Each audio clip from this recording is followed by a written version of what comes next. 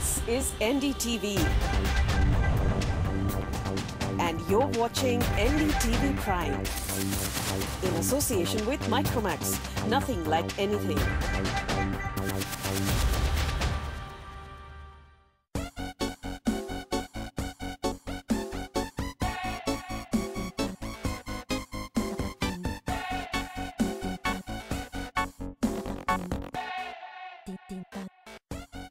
Welcome to a brand new episode of All About Ads Prime on NDTV Prime.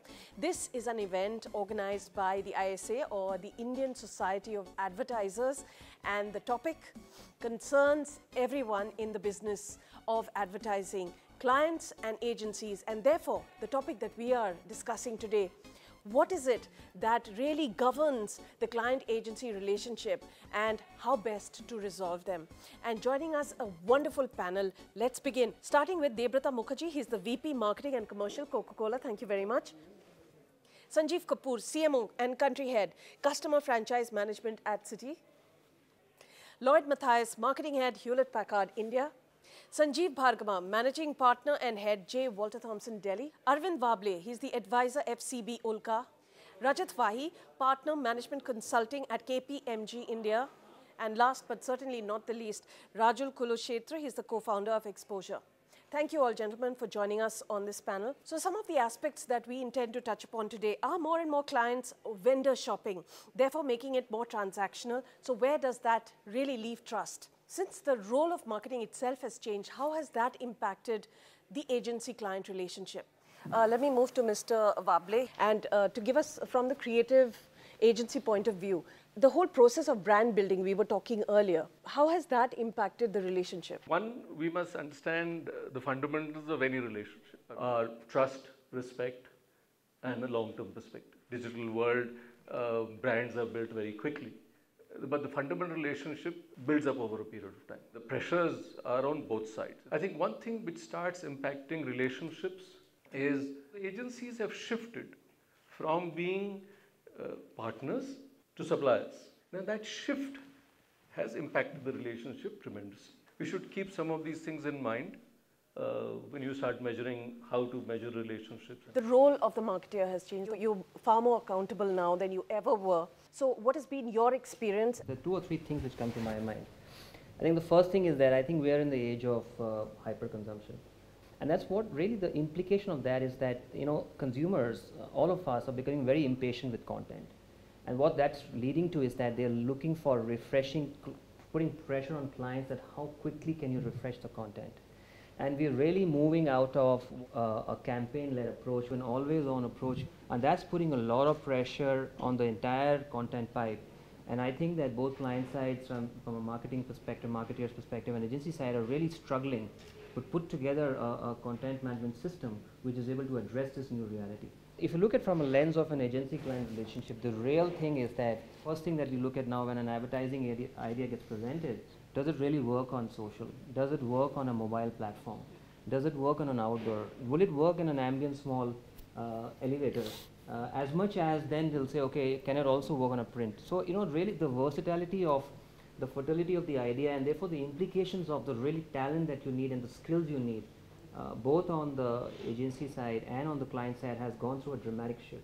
I think the third important area that I see is that increasingly technology is playing a far more important role, particularly in the delivery of communication than what it was playing, you know, about 5 years back. The whole area of contextual marketing and the whole area of hyper-personalization. I think these are two mega trends which are coming our way from a marketing perspective. Context is now more important than content. If you can get the context right, it's really coming alive because of technology. When you're talking about contextual and not creative, how are you measuring? Kind of tough to create a measurement system around it, because first of all, it's an evolving science. You know that the person that you're talking to, you have access to that particular customer, you know the action that that client will take, whether he takes or doesn't take the loan, and therefore you have a very clear measurement in terms of return on investment. And pretty much, you know, these are very high impact. The ROIs are unimaginable because the cost of actually deployment is very, very limited.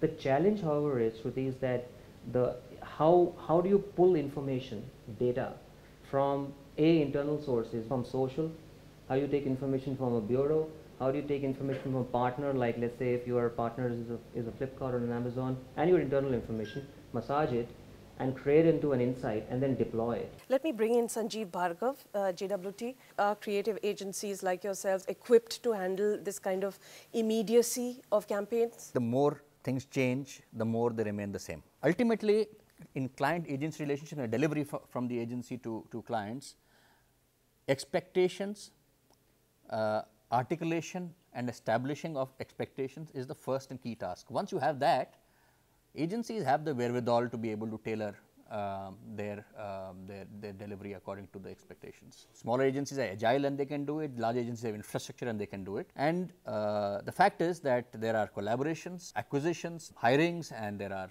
all kinds of resourcing is done to meet those expectations. That expectation is then built into the relationship because you've articulated, you put it on the table and you are saying this is how I will deliver it.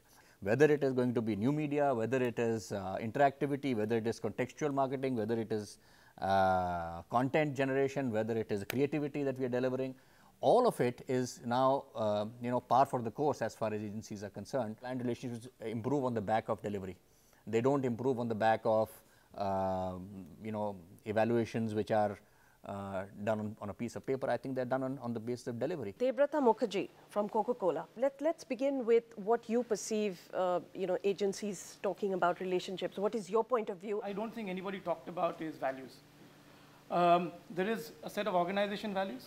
Yeah. There is a sort, and both the organizations, be it the client side, be it the agency side, they need to make sure that there is a synergy of values. A lot of times, things break down if there is a value conflict. So there is a need for that check to happen on a regular basis. The second is process. In India, process is very flexible. Yeah. So you set up a meeting, and then the client says that, listen, we've got a team building workshop, so let's postpone it. Or the agency calls up and says, the creative director is engaged in the next big Bollywood extravaganza. So you've got to respect process. The third thing, will not put a crying need to do something in 15 days, because then as a client, I'm putting unfair pressure on the agency. Talking about level setting on ground rules as far as compensation is concerned. 70% of the work is regular. So create a base number which the client and the agency agree on. Then there is incremental work that you do, which is about 20%. 10% is radical. It is the next big idea. So you have awarded your agencies and you have also decided not to award them when you feel that the work hasn't. So as far as creative really work worked. is concerned, Shruti, we have a global template. How can you compare work in the US versus the work in Mexico versus the work in India? So we work with a third party, and our agencies are aware of this third party. And we try to assess the work across the world. Raju, let me move to you. One of the reasons I think that relationships suffer is because there's a serious lack of trust between the agency and the client. Okay, and that is because of the fact that there are so many moving parts in the client side now, especially from the marketing side. I do understand that the media guy or the media agency may not always understand all the moving parts. And that is where the first strain comes in. Agencies seriously need to understand the client's business a little better. From the client's perspective, okay, if they don't believe that the agencies don't understand their business, why would they brief the agencies, right? The third part is that we have agencies willing to work for free. We have agencies willing to work at 1.5%. We don't attract talent. Well, that's because we don't have the wherewithal to pay and acquire that talent. So we'll continue discussing what are the issues that really affect the client-agency relationships and really throw it open for questions. That's coming up after this short break.